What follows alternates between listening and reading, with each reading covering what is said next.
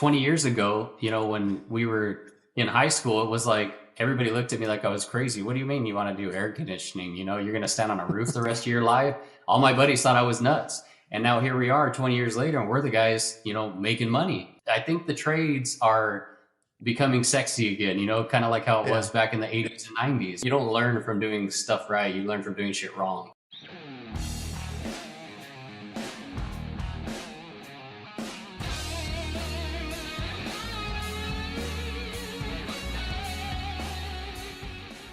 Hola, what's up, everybody? Welcome back to the Reliable HVACR podcast. I appreciate everybody for tuning in, watching this live. If you guys join the live chat, I appreciate you guys interacting with me and the guest.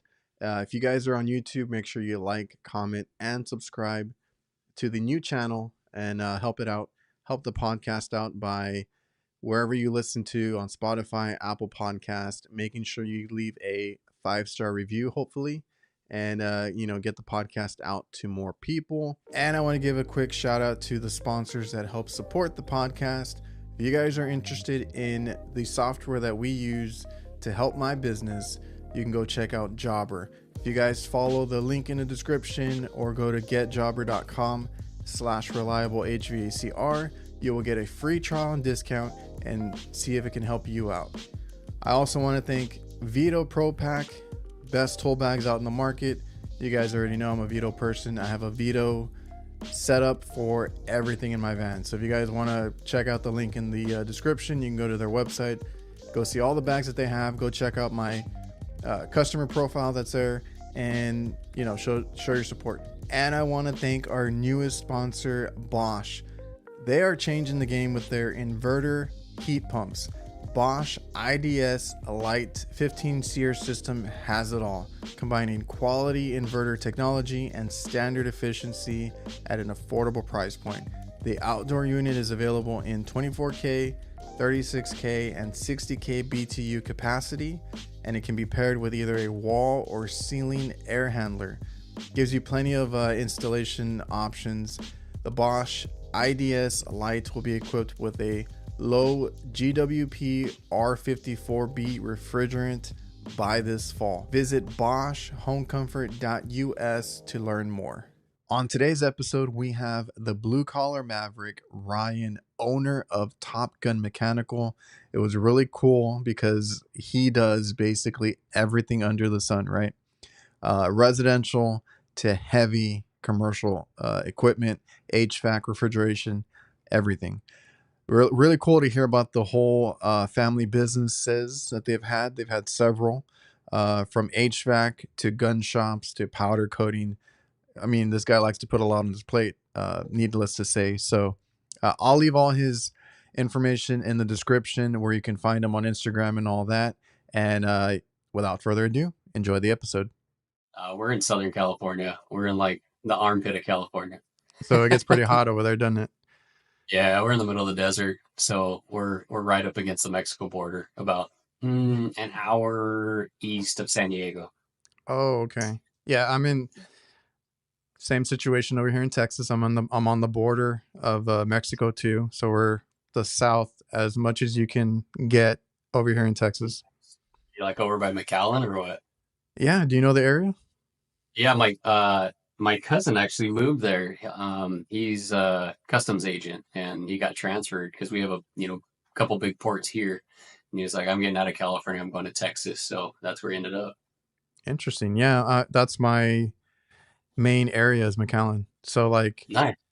we're the Rio Grande Valley. So like Mm-hmm. that's what we service. So we service, like, McAllen would be our midpoint. We service Okay. 2 hours east and west, like each way.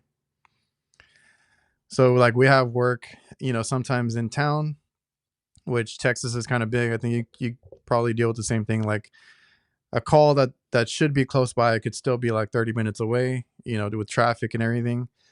And then, like I said, if we service 2 hours each way, one way is the middle of nowhere. And then the other way is basically our beach. So I get to work on the beach sometimes. That's cool. Nice. Yeah, we're kind of in the same boat. I kind of stick to local where we're at within I guess 60 miles, you could say. But I do end up running into San Diego for some customers here locally that have beach houses and stuff like that up there. So yeah, same thing. We sometimes will work on the beach, which is a nice change of pace, that's for sure. Oh yeah, it's nice sometimes. So like Top Gun Mechanical, is that your business? Yeah. How long have you guys been in business? So this business I actually started about 3 years ago. Um, we actually have multiple businesses. So the originating company we go under is R&K Air Conditioning. So that's a family owned and operating business. That's me, my pops, my brother, and my uncle. We're all tied into that business, which we started about 22 years ago. Oh, okay. And now the old timers, they're basically on their way out. So they own that contractor's license. And my brother and I both have our own contractor's licenses as well under separate companies. So we essentially own and operate our own, also tied into R&K. So, So does your brother have his own, or he's with you? nope, he has his own contractor's license as well. Oh, So wow. we're just a family of contractors, I guess you could Yeah. say. Family of business owners, really. We all kind of own multiple businesses. So See, like that's been on my mind every now and then, and I think I had seen something about you and your brother at one point, so I didn't know if y'all work together or separate. But like ours is a family business too, right? My dad started what, and I never understood the name, but it's Reliable Kitchen Services, right? So right, he does cooking equipment. I brought the HVAC into it when I started because I went to school for it, got my license, all that stuff. So nice. like we work together under the same umbrella, but like I was like, man, if I ever go off on my own, I already got the Reliable HVAC name over here. Yeah, And it's been on my mind here and there because I was like, I don't know the cooking side. I know the right. HVAC side. So I Yeah, told him, I was like, you need to start training somebody to do that, or it's going to turn into Reliable HVAC. right. Yeah, yeah. You kind of have your own side within the business, I guess you could say. Yeah, it's always hard to explain it because, I mean, I don't know how you were with your dad and stuff, but like when I started, I was in my early 20s. Everybody looked at me a certain way because I was a kid. Like, what does this kid know? And you know, you're shaking your head like you've been through that too. 100%, man. I started at the bottom too. I mean, I've been doing it longer than I haven't, but as a kid, doing service calls with my old man and stuff like that. He worked for another company at the time, which he bought into, and Oh, then ended up parting ways with them when R&K got started. And yeah, I was a punk ass 16-year-old kid, man. Just doing service calls and demoing duct and you know, right at the bottom of the barrel, sweeping the shop and do whatever I could yeah, get, yeah. whatever Like I I, could I, do. I would tag along. I remember those weekends when he started his business. Going to a job site in the pickup truck that old pickup truck that he bought just for that, and Yep. being a kid, just waking up early on the weekend and being half asleep there. But then like I got into it and I liked it, right? And I started enjoying it more every time. So I started taking it, well, like you said, being a punk kid. Like I at the Yeah, beginning, as at the fast as you beginning, could. at the Yeah. beginning, I just wanted my check. I was like, I Yep. like get in and out. This is Yep. just a job to me. I wasn't super into it. I was way too young to Yep. realize it. And then once I did take it seriously, like it was hard to get people to look at me like with respect, right? Like I'm a kid. I got my You're the license. boss son.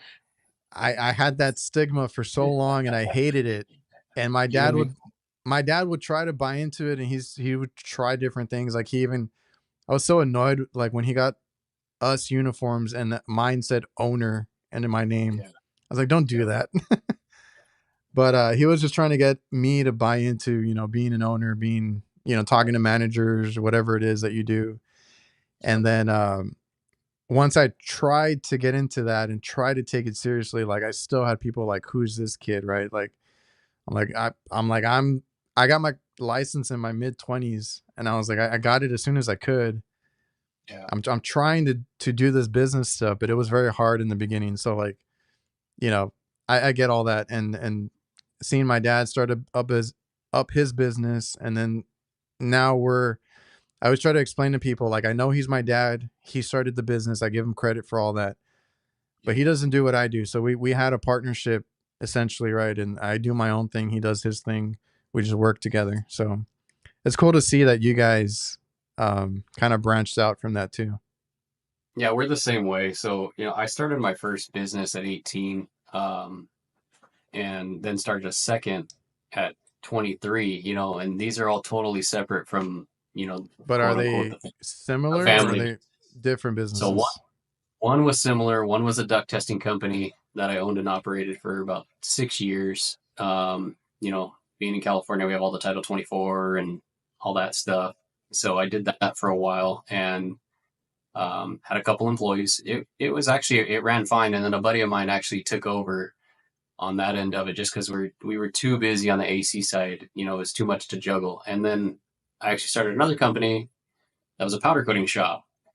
So it ended up being a big coating facility, which we rolled into a bunch of other stuff. And it actually got sold to a customer about 4 years ago, which was cool. I was ready to basically move on from it. I knew that it got to the point where it was as big as it was going to grow, and I was, I had always intended on selling it. Let's put it that way. I built Oh, it and okay. planned on selling it. I never intended on keeping it, under my name, operational anyway. So, So you like to keep yourself busy then? well, yeah. Because Everybody uses the word entrepreneur, and I hate that word. I'm just like, I'm oh, just a business owner. I don't know if I'm crazy because I love losing sleep and not sleeping and working 24/7. I don't know. It's just what it's I funny enjoy because doing. I've talked to other people doing this show and stuff, and I'm like, man, we're a lot alike. Because like even like talking to you right now, I I don't know why I like doing all this stuff. Like you said, you lose sleep, you stay up, you work after hours, you do all this other stuff that that needs to get done. And Yeah, I feel like you just continue to put more on your plate on purpose, and it's only your own 100%. fault. Exactly. We're the only ones to blame. Because like I said, getting into my dad's business, it was his. I finally chose to take it seriously, and I've been doing more and more every year. But I, I've never done it on the scale that you have, I guess. But like I used to do other stuff. I used to fix phones and tablets and laptops and stuff like as a side thing, and I would at that point like it was probably in my 20s, like mid 20s, around the time that I got my license and all that. So I was doing that on the side. I made a business for it and everything. Like I did it mostly out of my house, but like I made it legit as I could. And I did that for a good while, just because I like doing that stuff. And I made a killing doing it too. Like I would do it on the weekends, and I would make hundreds of dollars just replacing Hmm. people's screens and fixing these little issues that they had, and all the stuff that a phone shop would do. Right. And I don't know. I don't know. I feel like I'm that kind of person that has to keep myself busy every day Yeah. just to be Yeah. like sane. Yeah. Exactly. Keep people like, don't you go crazy? And I'm like, I go crazy sitting still. I can't sit still. I don't want to be stagnant. Everybody always talks about all these multiple sources of income, blah, blah, blah. And yeah, I agree with all that. It just like on my second business, I think I lost more money in that business than anything, but you gain experience from it. And that's where you kind of, learn a lot. I told you don't learn from doing stuff right. You learn from doing shit wrong. So It's the I best took a way. lot. Yeah, I took a lot away from that business by learning basically how to own and operate a business on your own. Starting from scratch, from nothing, and building it up. This podcast is presented by Local.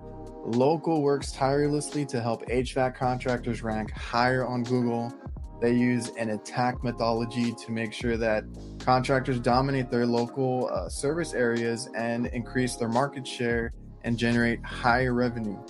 Reach out to Local at localhq.com/reliable.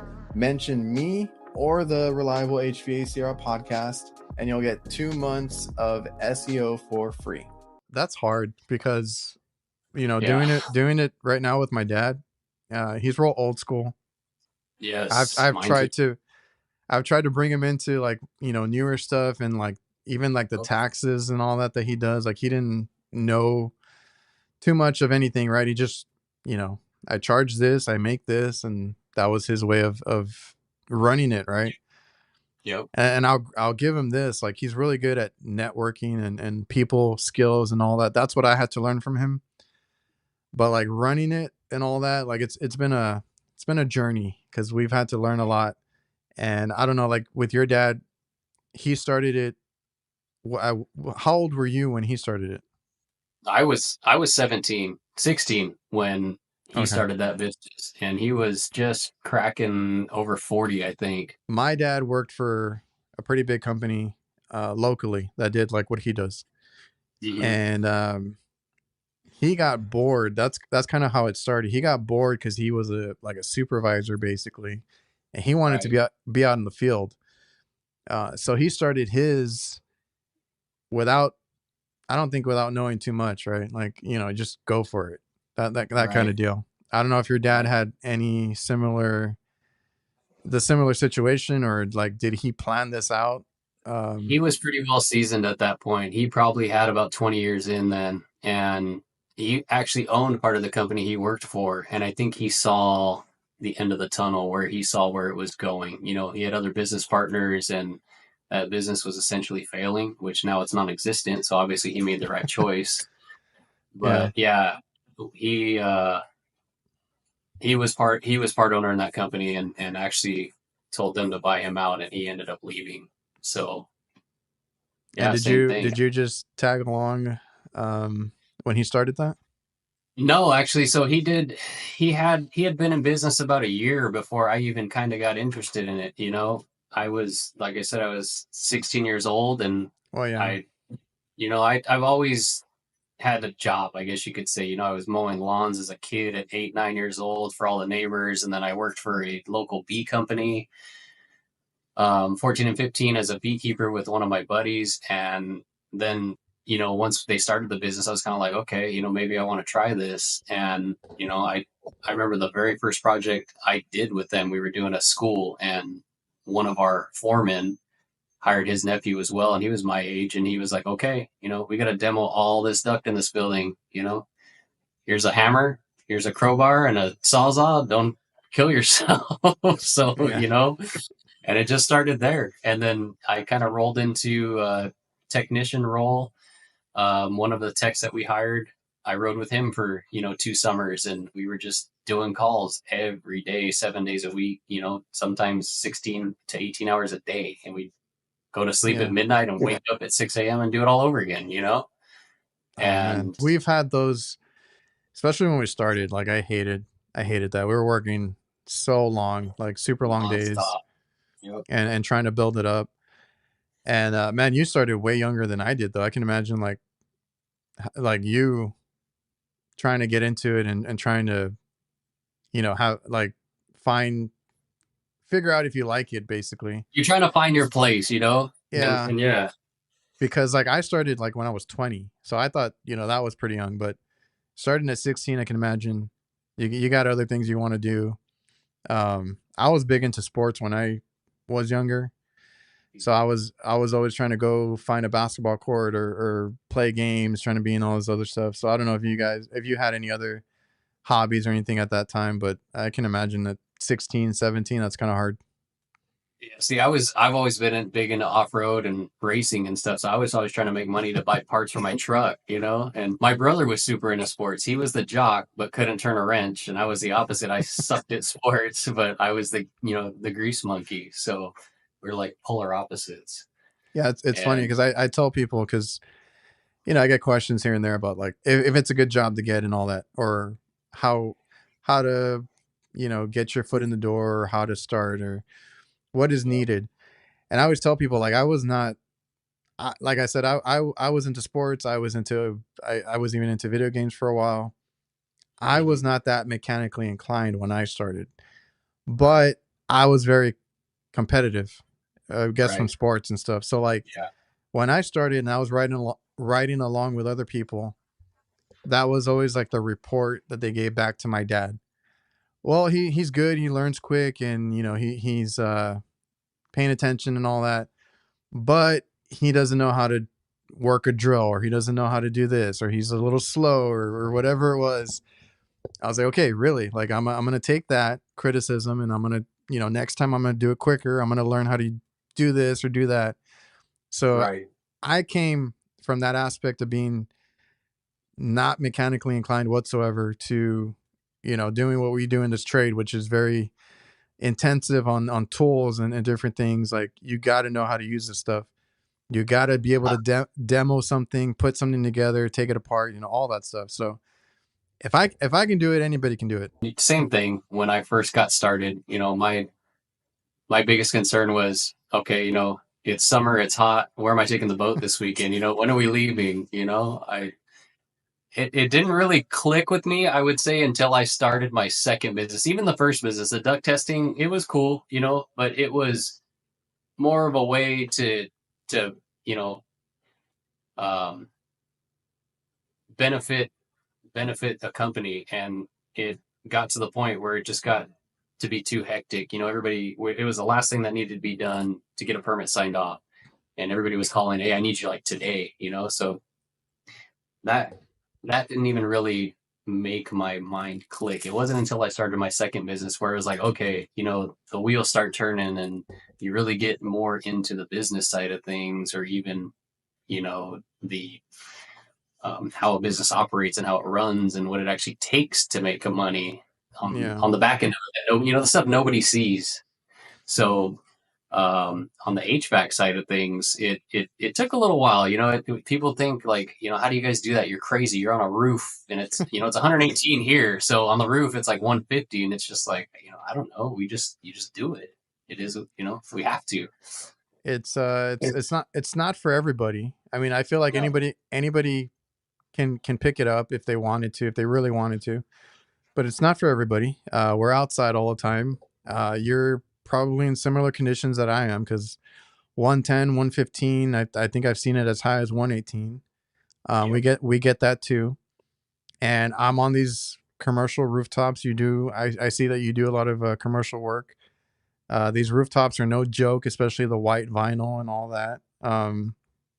I've I always wear my sunglasses, and I realized, right away, like one time I forgot them. I had like a headache or a migraine that whole day, because I had a Yep. whole day's worth of work at this one location with the white, like brand new at that, Yep. brand It's a new mirror.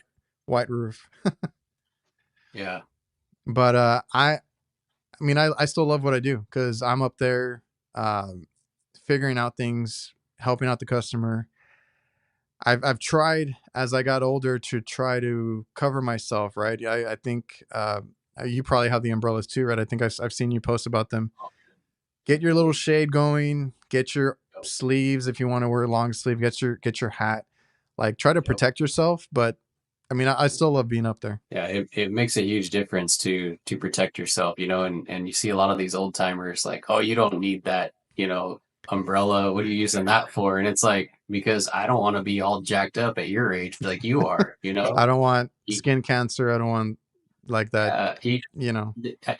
and I get it, it was a different time then, and people really operated differently. But now, you got to remember at the end of the day, you still have to take care of number one, and that's you, where And I've me taking seen. the extra 2 minutes to put up an umbrella, I Oh yeah. can actually be on a roof for, an extra 2 or 3 hours rather than killing myself standing in direct sunlight. So, it benefits everybody at that point, not It, just it yourself. it's hard on your body, because people will Right. talk about the lifting, or any of that other stuff that's hard on your body, but like, the sun is that'll make or break you on a rooftop. It's no, it's no joke. I ask everybody when I first hire a tech, like, how do you do in direct sunlight? And I have a story. I have a guy that I hired.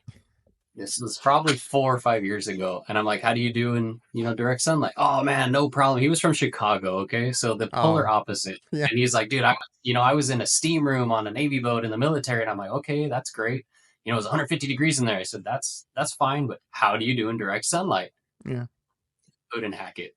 Just, he, And I felt bad for the guy because, you know, he felt like defeated, and because he didn't last very long. He's like, man, this heat is no joke. You know, the sunlight is, you were right. And I'm just like, I told you, man, the direct sunlight is just a totally different monster. You're standing in the shade in 120, no problem. Get Exactly. on a roof in direct sunlight, it's no joke.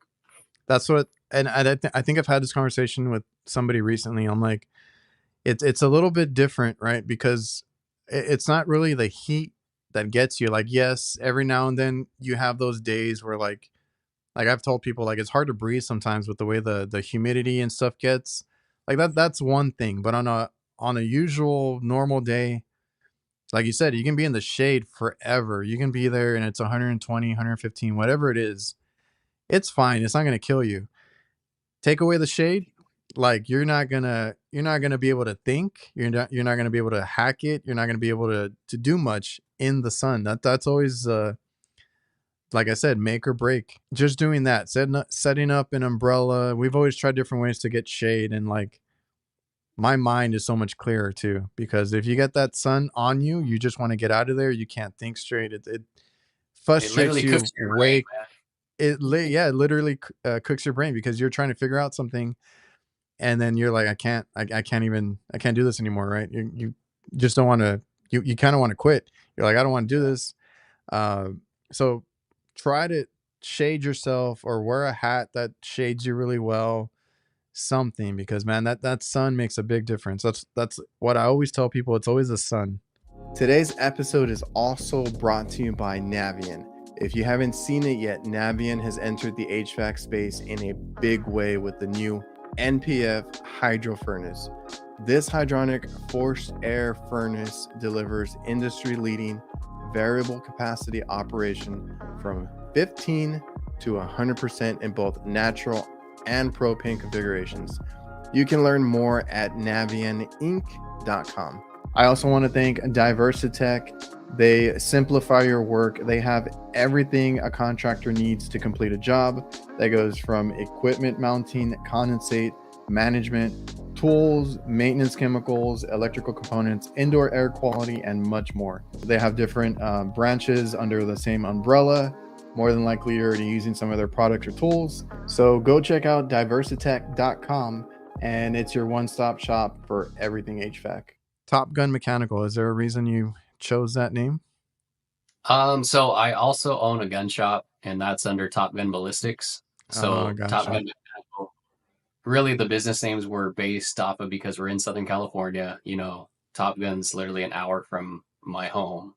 Um, and it kind of runs with how I like to operate things. You know, you think of fighter pilots and Top Gun, and they're, you know, they're the best. They're the elite one percenters, you know, and I try and operate on that same level with what we do. You know, we're we're not the company to call because we're the cheapest. We're the company to call because we do it right and we do it the best way possible. So that kind of rolls with it too. Man, we like when we started, as much as I gave my dad crap for the name, I was like, I don't get it. Um, Reliable kitchen services, right? And it's still hard, but I had to kind of brand it in a way where people know what we do. But Right. at the time, I was like, I don't get it. I was thinking like come up with something clever or whatever. But then I realized, when we got into these, customers and fixing things for them and all that, they would always go back to the name and they'd be like, man, you guys really are reliable. And that's what after a while, we kind of pride ourselves on that aspect of Yeah. it. Like try to be same day service. I mean, sometimes it's hard in the summer, but as quick as response as we can get you, like we're still quicker than our competitors. Cause companies are like a week, 2 weeks out sometimes. And like, we try to make time for them, even if it's just to go Yeah. look at it, give them a quote, Yeah. whatever. So what kind of work do you guys do? Cause I thought I knew what you did, and I went through your posts, and I feel like you guys do pretty much everything. We literally do everything, man. And when we started the first company, 22 years ago, we were always commercial based. So that's the background that my dad had. You know, that company he worked for, they were the biggest in town. it was the 80s and 90s, they were booming on commercial. And so that's where he really cut his teeth on. When I came in, we did only people we knew on the residential side. Like it was literally if we dealt with the customer on a commercial building, we would do their house and that was it. So Yeah, I we've really seen that too. I really wanted to boom that side of the business. So I went to Tyler, Texas we were huge train guys then, and went to their, no pressure sales training, yada, yada, yada for 14 days, did that. And then I really boomed our residential side as far as sales go. Focused on that for about 5-6 years. And then my brother kind of rolled into the mix and took that over for me. And then I really pushed hard on the commercial side. But we literally do everything. We do commercial, residential, service, refrigeration, repair. I'm really trying See, to cut back on the service side just because of help. It's really hard to mm, find great techs. And a lot of the techs that we have hired and we were with us for a long time, they're all looking for that, cushy school district job where they can go change filters and the not have to 24/7. And I get that, yeah, it's understandable. They're trying to watch out for themselves, but at the same time, on the business side of it, if you don't have bodies to send, then you obviously can't take care of that work. So I'm always really focused on the commercial side. I have been for the last, 15 years. That's what I enjoy doing. My brother really likes the residential side of it. He likes the service and repair and the residential installs. That's kind of his niche. And that's kind of why we've, and rather than, keeping one company as a whole, we all have different views of how our businesses should be ran. So everybody kind of does their own thing, if you want to call it that. So we all still are, we all work together within the one yeah. big company for the next couple years, I would say, because the old man's ready to retire. He's over it. He's had enough, and it's kind of like, okay, great. So we all kind of, my whole thing is evolve or dissolve, and how old timers are. They don't want to change. This has worked for me for the last 20 years. We're going to be just fine for the next 20. It's like, no, you have to make necessary changes, Hmm. you've got to grow with, as the business is growing. And obviously everyone knows our field is changing so rapidly. So, it's hard to keep up when you're stuck in 1980, I guess. Yeah, man. Like, so you and your brother really are opposites. So he enjoys the residential service, and you like the commercial stuff. Yep. So then, your dad still runs his with his own guys and stuff. Well, so my brother and I run that company. My dad is still around, but he just is kind So of you there, you guys do a lot then. Yes, we juggle a lot, literally. We've got Um. about 30 employees between all of it. Oh, okay, I got you. That's kind of cool though. So that was another question of mine was like, what do you prefer? So you prefer the commercial? Are you doing like 100%. installs and new construction type of stuff? That's what I mainly focus on is new construction commercial. I love VRF. We were the That's funny. first company. My last guest that I just recorded with, he's like, I hate VRF. Yeah, it's not for everybody, man. We were the first company to actually bring VRF to Southern California, our area anyway. And once I saw it, the very first job I did, it just like it engulfed me. I was just like, this is awesome. This is gonna be That's what I kept telling everybody, this is gonna be the next thing you see on HVAC. Like this is gonna be everywhere. And I was no, you're crazy, you're crazy. It's too far advanced, it'll die off like everything else. And I'm like, no.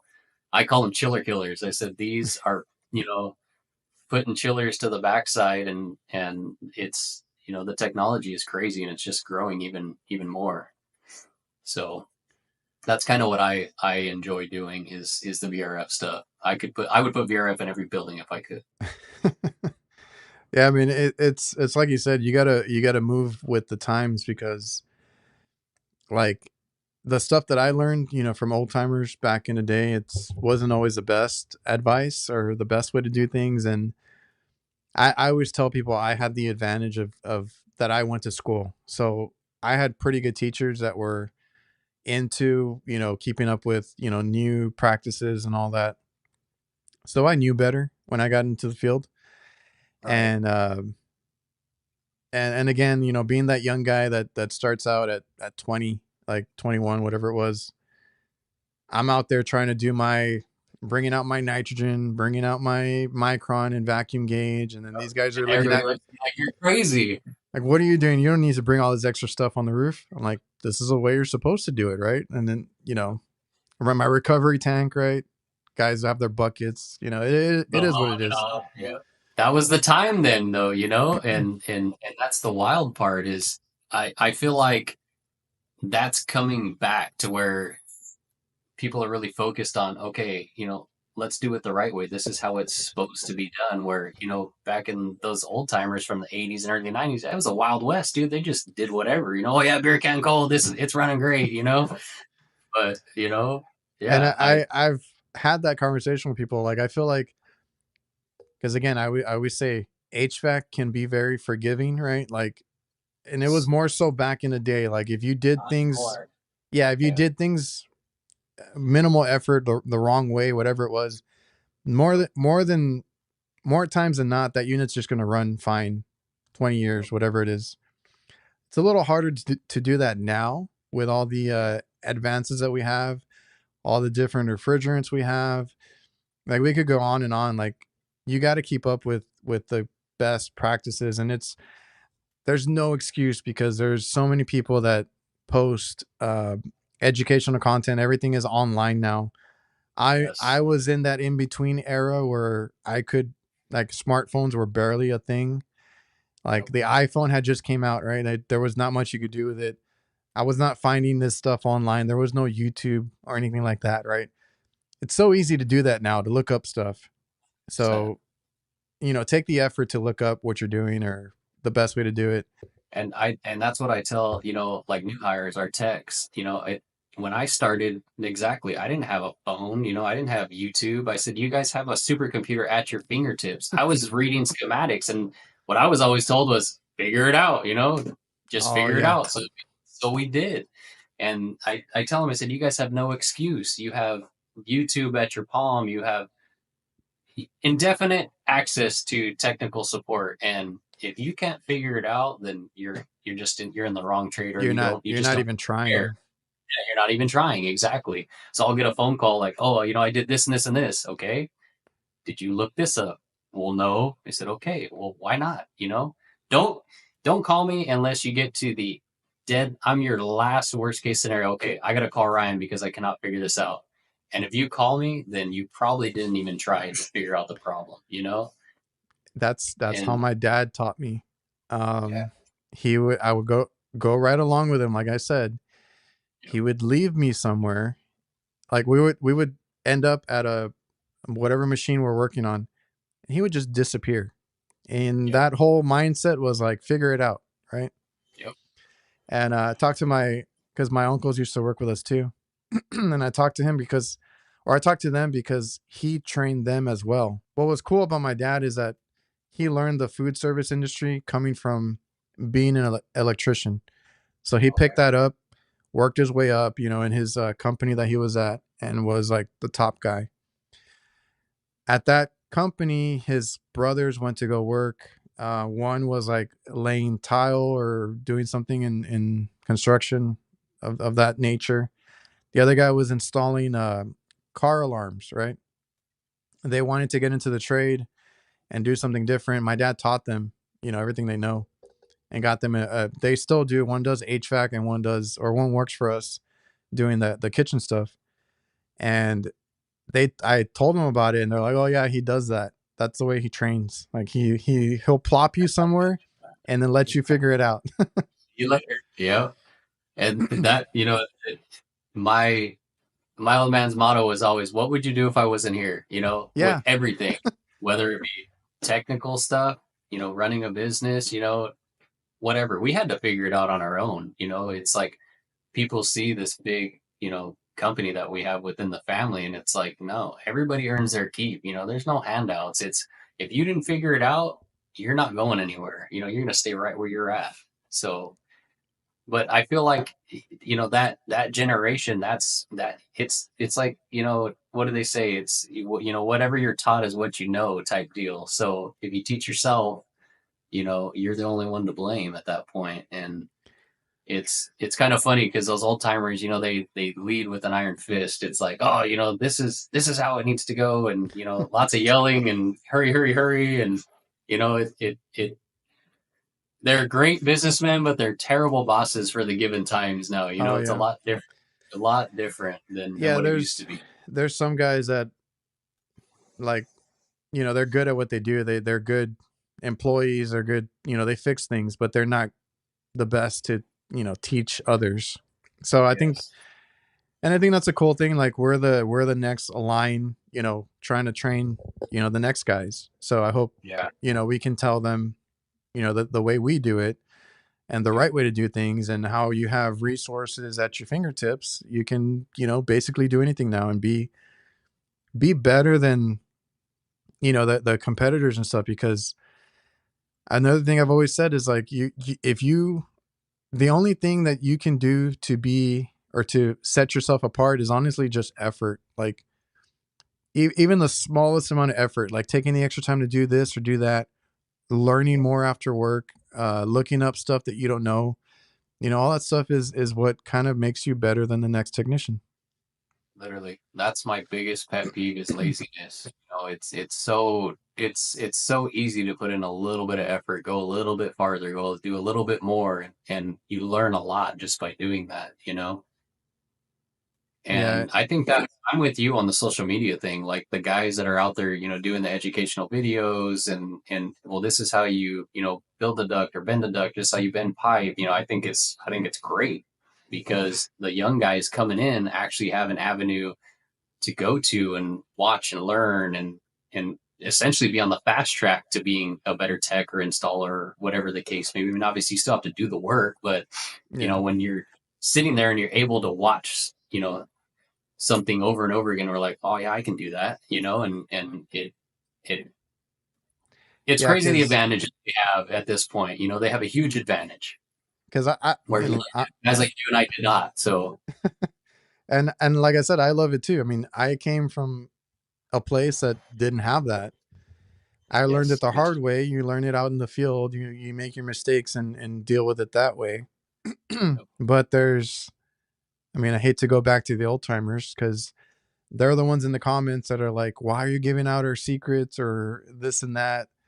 They need to learn it the hard way. I'm like, no, like we should better prepare people out in this Yes, field, because like the last thing I want as a business owner is like a tech that comes in and messes up, you know, left and right. I'd rather them come in being, even if it's just watching YouTube, they know a thing or two, right? And they can get a good start. And what's funny is I just did a an ice machine repair, right? I've never seen it, never worked on this brand before. Replacing the evaporator on it, I was like, okay, that's a big deal. And then they're like, oh, here's a YouTube video. They sent it over because it was like a warranty call. And like, we got a YouTube that's how video. scan this QR code and Yeah. it'll show you everything you need to know. Yep. I was trying to Yeah. prepare myself because I was like, I've never seen it before. I'm going to, you know, examine it and look at it. And then they're like, oh, no, here's a YouTube video. Just go, you know, follow it step by step. I'm like, all right. And it was super simple. That's just the world we live in now. Yeah, it really is, you know, and it's good and bad because it keeps you efficient, you know, and keeps you moving where, okay, now I can, you know, get the work done and move on to the next one. And at the same time, you know, if you're not taking the time to watch that video per se, if that's your instruction manual, then your mistakes are your own fault, you know, which Yeah. people need to make mistakes, you know, that's how you learn. That's how all of us learn. You don't forget the stuff you did right. You remember the stuff you did wrong, you know? Dude, So that's another thing is like, you know, like we said, like you learn from experience, you make mistakes. It's inevitable. Like even now I still make mistakes here and there. oh, So everyone does. Yeah. you're going to learn from those. And I always tell people like, what are the things that you remember the most? It's all your screw ups, right? And then all the times that you've, you know, gotten something to work. Like at the end of the day, you fixed it. Those are the two Yep. things that you remember like Yep. forever. Especially on a Friday night at 10 o'clock when Uh, you I still have, worked 14 hours a day the last freaking 6 months straight. Yeah. It's like, I, s- yeah, all right. I still have this one customer that like I get nightmares from because it was like such a a headache to get their stuff working. Like I went in there to take over for this other company that they got tired of because they were going in like charging for refrigerant every month. They're like, Yeah. I know we got a leak somewhere. We're paying this thing every month for them to top it off. I'm like, okay. So that was one issue, but like the RTUs on that rooftop, there were Lennox units. They weren't the Prodigy ones. They were the ones right before. Either way, Lennox, I think, yeah, Lennox always has like they had boards, they had wires everywhere. It's a huge mess when you get into those RTUs. Somebody cut all the wires and bypassed so many things, and it took me. I've never seen one before at that point. Took me all. It took me days to figure that stuff out. I'll be honest. And that one, I always tell people that's the one that almost kicked my ass. Like I almost gave up on that one. But we went one by one, figured out the schematic, figured out everything, and then I finally got everything back together. And I'm like, okay, this unit needs, because there were faulty boards. That's what made them bypass everything. But finally got everything wired back up the way it's supposed to. And I'm like, okay, I'm like, this one needs this board, this one needs that, whatever it was. Just took me forever, but I was like, I'm gonna sit down and figure it out, and I'll just never forget that. Like I remember that vividly, and like I said, I get nightmares on it sometimes. You don't really remember the stuff you did right. You more remember the stuff you did wrong, and that's what I tell you. That's how you learn. Make mistakes. You need to make mistakes, but just don't make big ones. Oh, I know, and I've been there. Like I said, being so new when I started. I mean, no, everybody starts not knowing. And I burned holes through a bunch of copper. I've shorted out boards. Stuff happens. You just gotta deal with it and move on, and that's the way you learn. But I saw you do sheet metal. You still do that? yeah, we have a full sheet metal shop. So like when guys come down from San Diego, they're like amazed because they're just like, "Oh wow, you guys build everything," and we literally do. We build everything. The only thing we don't build is grill cans. We buy those, but everything is built in house. Where the standard now, like up in San Diego and LA, is everything's built to order. Okay, we Yeah, look at a set of plans, order it, and we build everything. yeah. Because I had seen that and I was like surprised. Like I said, not or like you said, not a lot of people do that. That's Yeah, something not that anymore. It's not art, man. I love seeing it. I don't do residential. I don't do duct work, so like I don't have the opportunity to do it. Yeah, But I've always been super fascinated by that. And down here, it's a lot of duct board anyway. yeah. A good old duct board and flex. That's all I see down here. Somebody was telling me that the other day, and I'm like, wow, duckboard. I was like, we don't hardly use any duckboard here, but that's super convenient, that's for sure. You know? And that's what I learned. So like going to school, I had, and I give my teachers credit. They were pretty adamant about teaching us the hard way to do things, the manual way to do things. Cut your own duct board, build your own offsets, your own 90s, your transitions. Like they had us do everything by hand. And they're like, more than likely, when you get out in the field, you can just order this stuff. You can just buy it already made.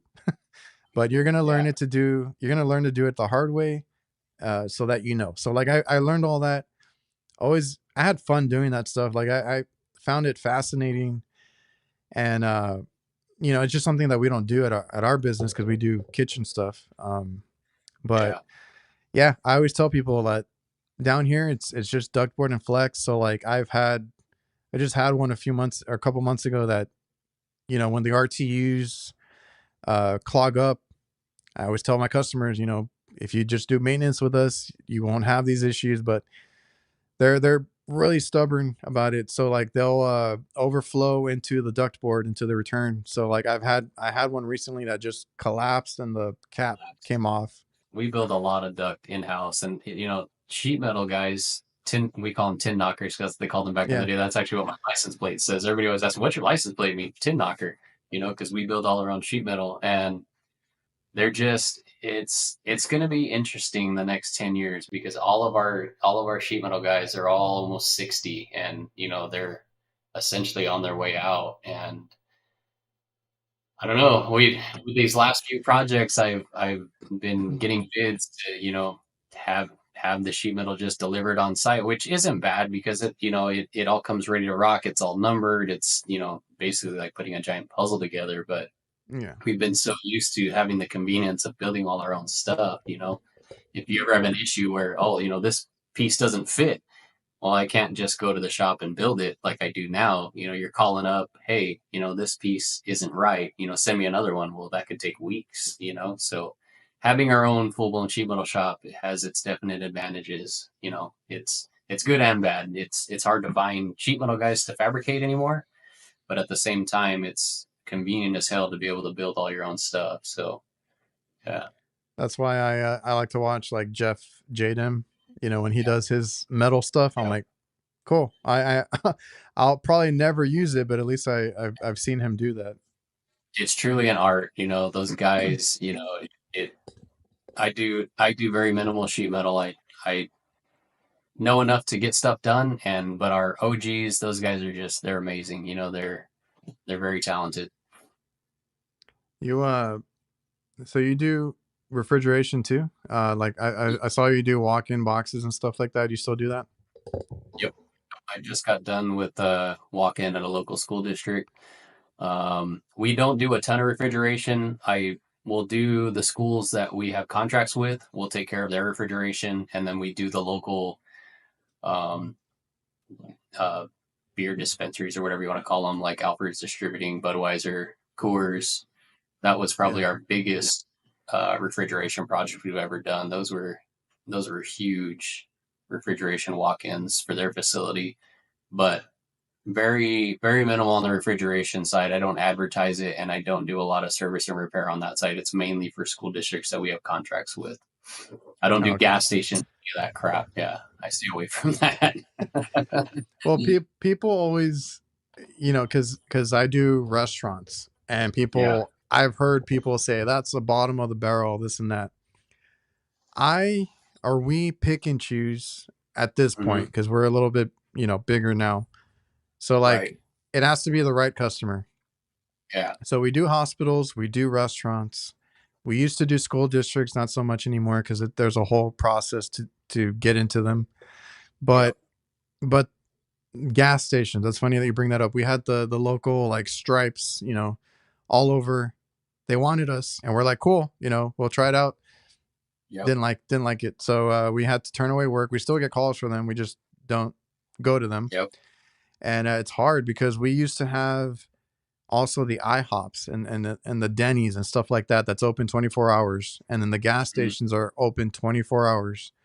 A lot of nuisance calls, a lot of calls in the middle of the night. Just wasn't worth it for us. So like, let the next guy take care of it. We're good. Yep. I've always said the same thing. Refrigeration, if you're doing it, you're married to it. It's 24/7. They don't care what time of day it is. They're going to call. No, luckily we don't have those anymore. We do have one customer that we've had, but we've had them for like over 15 years. So we'll make exceptions for that. But if it's not honestly, if it's not the freezer, I'm not going out there in the middle of the night. So that's my thing, right? Yeah. Well, and then they want you to be liable. I had a kind of funny. I had a customer at a school we were doing a new walk-in at, and they had this 30-year-old walk-in that's sitting right next to it. Well, it went down on a Friday afternoon, and they didn't catch it till Monday the following day. And they're like, well, we lost $18,000 worth of food. If this walk-in was done, we wouldn't have that issue. I said, okay, but that's not on us. You knew this walk-in was 8 months out. So the fact that thing went down is, quote unquote, your issue, not our issue. But you just get stuff like that where it's, it's inconvenient for them and they want to put the blame on somebody else and have somebody else cover the cost. And it's like, no, that's the biggest issue I have with the refrigeration stuff. There's always huge dollars to be lost. And it's like, no, we're just here to. That is the one thing you got to worry about. We deal with that a lot because that's my main thing that I do. Like I said, emergencies we'll take care of because a freezer, there's nothing I can do about that. If it's a cooler, usually they have somewhere else that they can store it, or honestly, they should have a plan in place. Usually, should always be a backup plan. Yeah, they should have a backup plan to do this. So like we have customers that Luckily, like that one that we've had forever, there's so many of them here that they usually move their product to another store or whatever it is. Like they have plans in place. Right. So, and then some places will do the truck on site that has the, the, what do you call it? The refrigeration trucks that come in and, they can store it, whatever it is. So usually it's not our fault. Yeah. But that is one thing you have to keep in mind is like the product, the money there, they're always going to bring that up. That always gets brought up. Yep. I've had, I go out to a call and it's like, we're going to lose product or, like you said, it's over the weekend. There's nothing you can do about it. I can't get a part sometimes. Yep. That is a common, reoccurring theme that they will always talk about the product. That's one reason I don't really get into anything super heavy, at least right now, because we're only a small team of like 4 with one helper Mhm. sometimes. So I don't want to have to deal with like anything on the supermarket level, Yeah. where it's like Exactly. a crazy amount, right? Then they're gonna try and put that on you. Yeah. I have a buddy who came from a big refrigeration company out of Phoenix where that's all they did was like huge Kmart's, Walmart's, all that stuff. And I'm just like, no way, no thanks. They begged us locally to take over, and I'm just like, nope. I don't have the manpower. I don't have the desire. It's just not my forte. I Yeah. give those guys props that deal with that stuff. Oh yeah. Like there's stuff that I won't do, but like whoever does do it, like that's great. That's good on them. Props to them, all that. I'm the same way. Like there's certain things because when we started, we try to do everything and you quickly find out what you can and can't do, right? 100%. Yep. And that's what I So, always say, like focus on what you're good at. Everyone knows what they're good at. Okay, I'm okay at this, but I'm great at this. Focus on that because, at the end of the day, when you're trying to do everything, you're just gonna, you're burning yourself out. And we were the same way. When we started, we had a lot of hungry people who, wanted to learn more, wanted to make more money, wanted to do this, wanted to do that. And so that's where, yeah, we were doing everything literally refrigeration, commercial, residential, service, repairs. We had contracts. I mean, we did literally everything, man. It was nuts. And it worked for a long time. And we're just now, like my brother and I, I've been in it 20 years. He's been in 16, and the old timers got over 40, and we're just to the point where it's like, we really need to simplify, and especially with manpower, because you're not getting these seasoned guys jumping on board, a dozen at a time like we used to. It's very limited as far as, who's jumping into the trades. But I feel like that's kind of changing right now too. That's why I really like the whole social media Instagram thing, because I was actually talking with Rhino about this from HVAC R&D. And when how old are you? me, I'm 37. Okay, so you're the same age. So 20 years ago, when we were in high school, it was like everybody looked at me like I was crazy. What do you mean you want to do air conditioning? You're going to stand on a roof the rest of your life? All my buddies thought I was nuts. And now here we are 20 years later, and we're the guys, making money. And one of my friends, he's a website designer, and he's like, "Man, I'm going to be asking you for a job here pretty soon. You guys are killing it, and AI is going to put me out of business, basically. So I think the trades are becoming sexy again. Kind of like how it Yeah. was back in the 80s and 90s, where when we were in high school, it was kind of like, oh, blue collar guys are less than. I want to be at a computer, or whatever.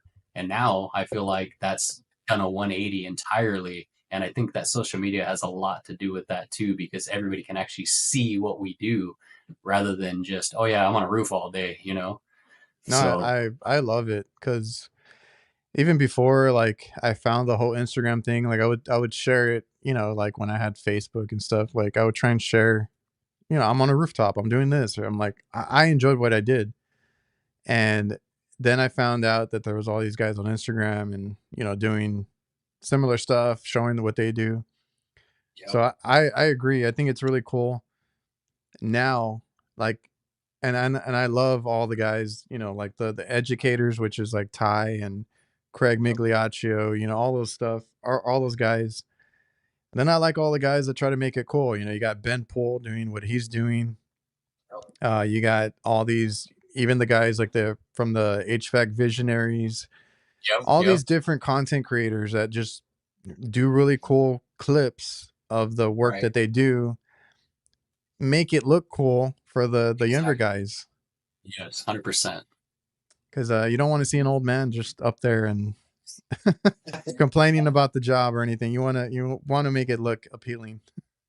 Yeah, and I mean, let's face it. At the end of the day, everybody's got to have a job. Everybody's got to make money, and it I feel like it's really kind of making a comeback, like it was 40 years ago, where people want to do this type of work again. Yeah, Not because sit at a there computer. was a gap like that's the whole Yes. thing. And I did a thing for Jobber that they sent me like some stats and stuff. I was like, crap, there's a big gap that Yeah. people, like you said, were into other things at one point.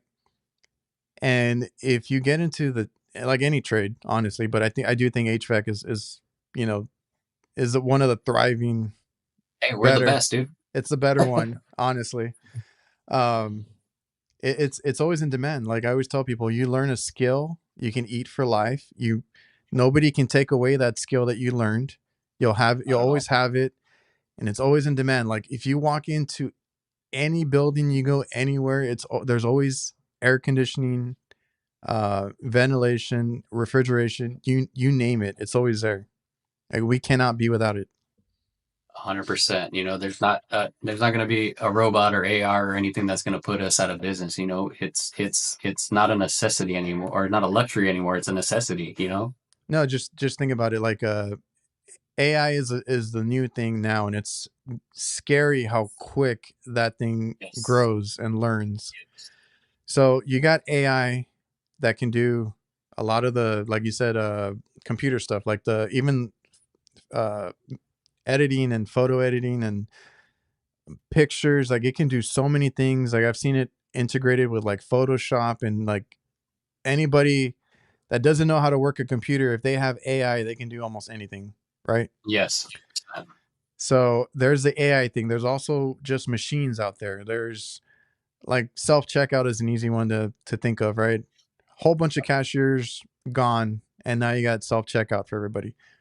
A lot of those things, like they're replacing people in the workforce, but you can't have a machine or AI do what we do, right? We got to figure out things. We got to be on the rooftop. Like none of that's possible with AI or robots, really.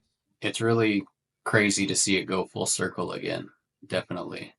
Yeah, we're looked at differently now. We're needed, appreciated. It's Yes. coming back around, 100%. and that's always the cool part. I'm sure you deal with it too. Like when you can help a customer out and they're super appreciative, thankful. That's always a cool part of our job too. Is and which I talk to a lot of residential guys that love, saving the day. I feel Yeah. good when I fix the freezer and stuff. I'm like, I saved you a bunch of product right there. Yeah. Exactly. It makes you feel good, and that's what I've always said is if we absolutely cannot leave a person without air, then we won't. We'll do everything in our power to fix it, especially here because it's 118. Nobody wants to sleep in a hot house. So, yeah, you get a whole different appreciation from a customer when it's a Friday night and they're freaking out because they're going to be without air all weekend, and you get them up and going, and I don't know, it makes you feel good.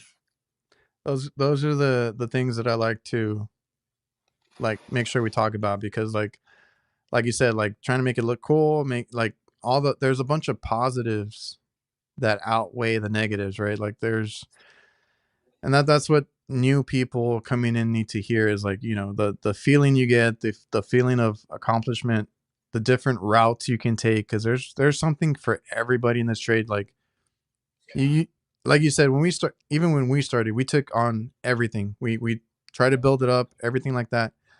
But you can pick and choose. Like I chose kitchen refrigeration. I chose light commercial for a reason. I cannot do residential. I don't want to do any of that other stuff. I don't even want to do construction. It's interesting. It Yeah. looks fun, Yeah. which I'll ask you about a job right now. But all that looks really cool. Just like you said, I know what I'm good at. I know where I'm best at, and that's where I stay. Doing what you do, doing so many things that you do. What are some, or what is the coolest, or your favorite job to do, or anything you've had done recently? Well, like I said, I love VRF. That's kind of my niche. When that came into play, I was like, all right, this is my shit. I like this right here. Um, I enjoy the construction. I enjoy the commercial. I just enjoy the bigger projects. The logistics behind it, and you really have to strategically plan and stage, and Like you got to have all your ducks build out and plan and everything. 100%, and that was one thing that, my dad always told me was like, be prepared for the next day, don't prepare day of, be prepared in advance. So when we're doing, like tomorrow, we're setting 14 package units on a car dealership. I already have that all staged, ready to go. Curb adapters set in place, units set in place, crane plan. And I enjoy that side of it where you're, getting your logistics all in order and trying to strategically plan everything so you do have a smooth day. I mean, you always have issues. It's inevitable. It Oh, happens. But you got to plan for the yeah, hiccups. I would say the biggest downfall to new construction now is everybody's ridiculous timelines. Oh yeah. Projects start months late, and they want you to still hit their same target date, and work weekends and nonstop. I just did a job recently where, I mean, I was living at that project just to get it done because it literally started a year late, and they still wanted to hit a certain deadline, and I was just like, there's no way, absolutely no way. And there was a big push because they were going to get sued by the customer because they started late. So, and I hate being the one where I've never held up a project in 20 years. No one is like, oh, we're waiting on you. Well, this one job, they were waiting on us. So I'm Mm. like, I'm going to live here. I was working there 16 hours a day, 7 days a week for 30 days straight, just trying to get our portion done. And we did.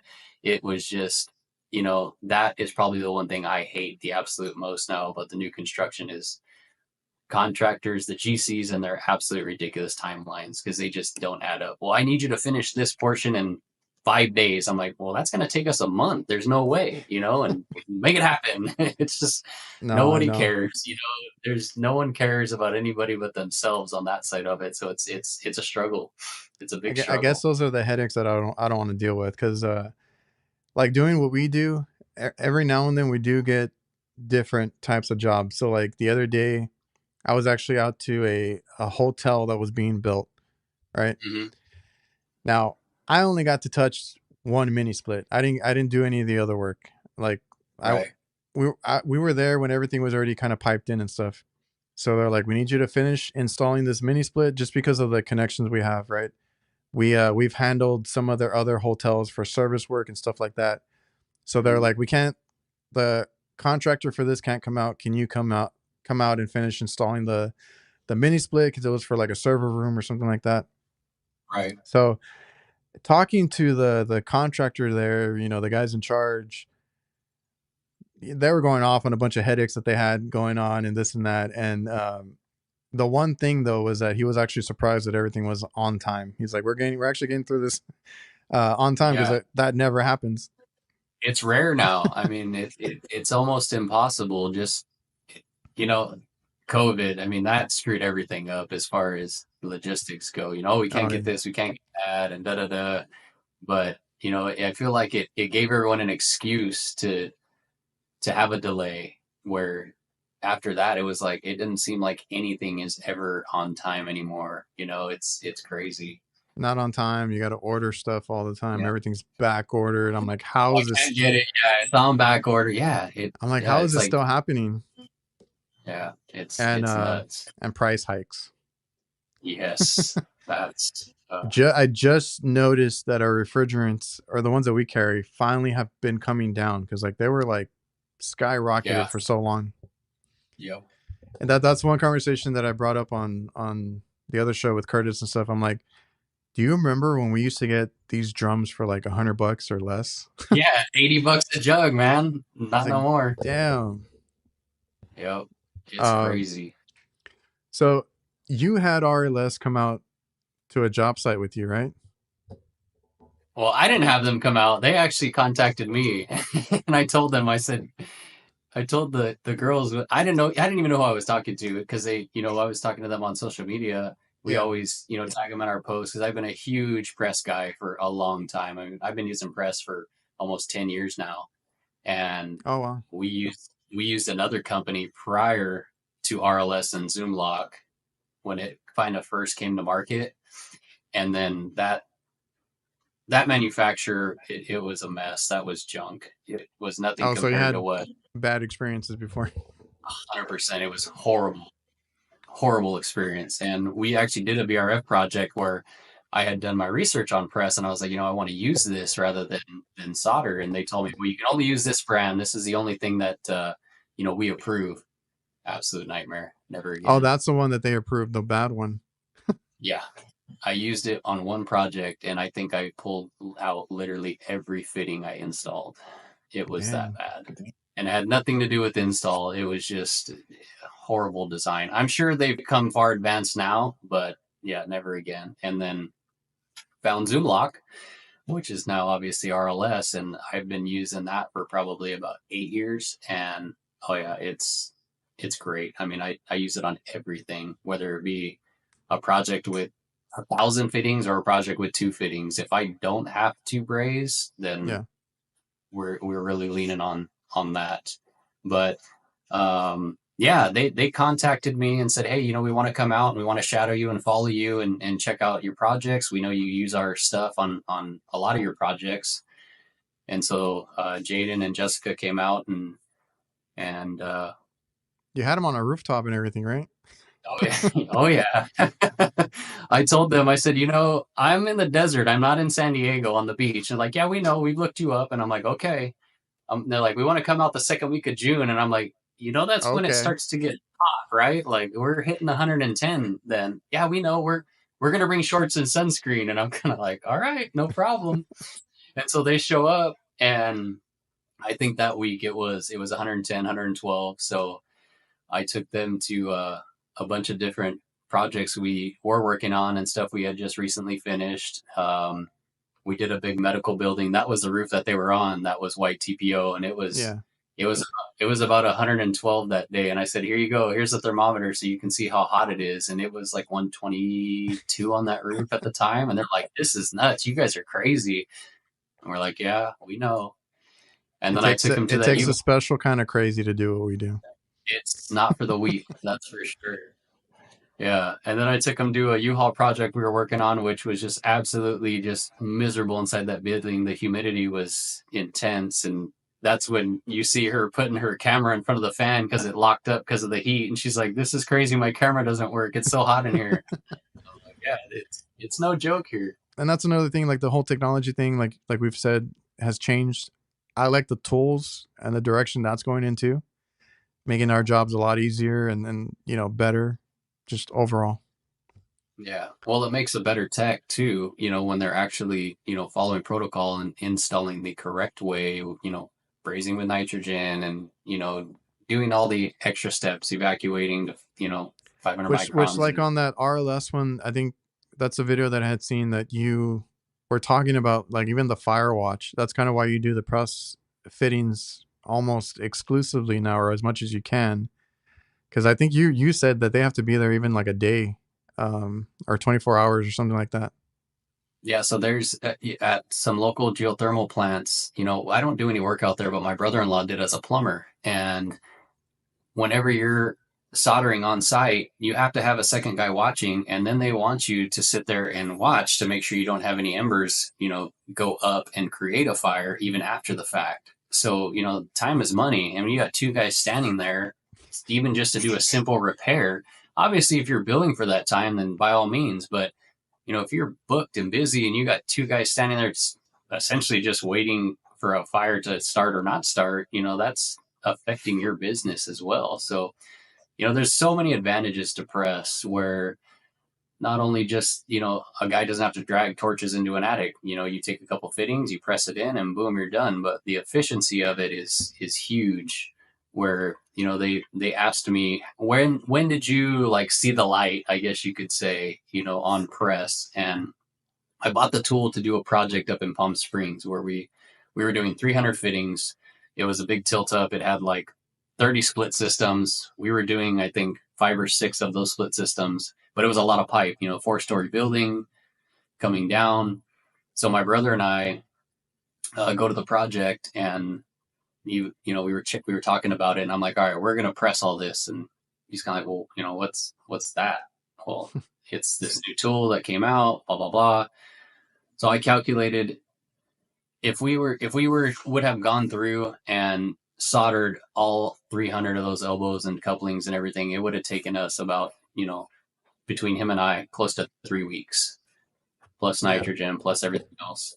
Him and I went through, and we, not running pipe, just fittings. We prepped and fitted all the fittings and crimped everything in about 3 to 4 days. I think it was 4 days by the time we were done. So, going from 2 guys at 3 weeks to 2 guys at 3 days is huge as far as labor savings goes. Yeah, the whole press thing, like I was looking into it too, and I was looking into it like a couple of years ago. I barely got into it. And yeah, it's for somebody like me, I don't think it makes as big of a difference as like if you're running like that many fittings, right? Because like you said, it went from weeks to days. So Yes. that's always where you're gonna have the most benefits. Because when you braise, and I always tell people, I mean, it depends on the scale, but like if you're brazing that much, that's the gas isn't free. You got to buy a bunch of make sure you have enough oxygen, acetylene, and Yep. nitrogen if you're doing it the right way. Yep. You got to protect valves. You got to cool down your pipes. There's a whole bunch that goes into it. If you're doing Yeah. that much, that many joints in a job. So Right. that's where you see it. Now, for me, it's still convenient. I've done it in a bunch of like walk-in boxes, right? Um, or I don't have to bring in. I know I still got a pressure test and all that, but I'm not bringing in the nitrogen first. I'm not bringing in a Right.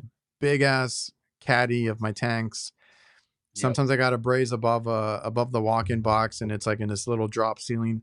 I just did one the other day where my I barely fit through through the beams and stuff that I had to get through, Yep. and all that stuff is stuff that you don't think about. You're like, oh, brazing is quicker. It- Yeah. Sometimes it's not, and sometimes it's just not convenient. Like you got all this stuff, and the fire watch. I do hospital work. That's another Yep. thing is that the whole fire watch deal. Yep. And that's just it. A lot of the time, like I talk to a lot of guys at supply house that, they know we use press, and they're like, oh, how do you use it to your advantage and this and that? Well, I'm not thinking of it as one fitting. I'm thinking of thousands of fittings on a job. And that's really where you have the significant savings going from, brazing to press. But even on single applications, yeah, we still have to, solder, like that walk-in that I was, doing. Yeah, The valves on those, you can't press those on. So you have to braze there. That's what I tell people. It's not that we don't braze at all. We're just really big on efficiency, and press is huge on efficiency. Yeah, we still braze. We still have to do leak repairs and all the normal stuff that everybody else does. We just try to use it to our advantage where we can. And obviously on bigger projects, that's where press comes into play. yeah. Well, at my age, I'm all about convenience. I don't want to be dragging around stuff. Yeah. And even that walk-in box that I was talking about. I did one recently that we were running line sets, and I went into that small space, and my dad's like, "You're not gonna press it?" Like he expects me to press all the time now, and I was like, Right. "Oh, I didn't have the right." Because they ended up reducing the line set. I was like, I don't have a reducer. I'm just gonna braze it real Yeah. quick. But yeah, like I try to do it as much as I can. I've even well, you would be one to know, like you've had good success with it because people are always going to be they leak or this and that. Like It's 50-50, man. If you got guys who hate it and guys who love it. it's always a hot topic. Yeah, But definitely. I was the only. I'm always into to new stuff, new technology. So like I'm gonna give it a shot if it saves me time and my back, because like the number one thing I hate taking is that caddy, the torch caddy, because like it's Yep. not easy to get into places. No. So then my only concern was it putting it in freezers, but I've actually put it in walk-in freezers, never had a leak on them. So Yep. that was my test for them. Yeah, we did the same thing. That was my worry was, okay, how does this withstand going from, below freezing temps to normal? And same thing, we tried it on freezers. We did a hemp extraction facility where they had this gnarly piece of equipment and the walk-in was at like negative 30 and Oh, we put it on that and same thing, it going from a frozen pipe all day to when the system shuts off and goes back to normal room temperature. I thought for sure, oh, the expansion and contraction, this thing's gonna leak. Being a tech, you just think that yeah. way, and I still have yet to have an issue with it. I still have yet to have a fitting that's actually failed on me. Everybody says, oh, you get leaks, this and that. It's all in the prep. I had a VRF system we did during COVID on a school where I had a leak that I just found about a month ago. It was on the fitting, and I'm going, okay, maybe this is going to be my first one. Hmm. Nope. I literally cut the fitting out, and you look down inside. We didn't actually push the pipe past the O-ring, so it Oh, started to leak. But it took 4 years to start leaking. It was crazy. We went through pressure tests, it went through evacuation, all the normal processes, no leak. 4 years later, it just now started leaking and it wasn't past the O-ring. So same thing. It was operator error. and I don't. Neither of us work for RLS. I'm just the reason I chose them and I like them is because it's soft copper. Yes. So, like you said, you didn't pass the O-ring, but you have those crimps, basically like a 360 crimp, copper to copper, Mm-hmm. and it kind of bonds it so that you Yep. It's have kind of like a redundancy in that situation. exactly. So yes, that was my mistake that we didn't get past the O-ring and it's eventually going to leak, obviously. But that was the one scenario where I was like, oh, maybe it was the fitting, but it's always boiled down to the prep, always, always, always where you nick the O-ring or push the O-ring out or, whatever the case may be. And that's what I tell everybody. If you're prepping correctly, you're not going to have any issues. And that's one of the reasons why I love VRF so much because it has trained my guys to think differently where when we are brazing, they have to braze with nitrogen. You have to Yeah. evacuate. You have to go through the steps. And that's why I feel like VRF is so reliable and has the longevity because, yeah, what manufacturer is going to give you a 10-year warranty on a commercial system if it's not properly installed? And we've had really good luck with VRF because of that, because of, you're following protocol and you're installing accordingly. No, that's awesome. So we've been here over an hour. I don't want to keep you too long, man. Usually this goes by super quick. Uh, I appreciate everything and for you stopping by to talk about, your work and what you do. Yeah, definitely, man. I appreciate you having me on. So everybody watching and listening, I appreciate you guys for tuning in and we'll see you guys next time.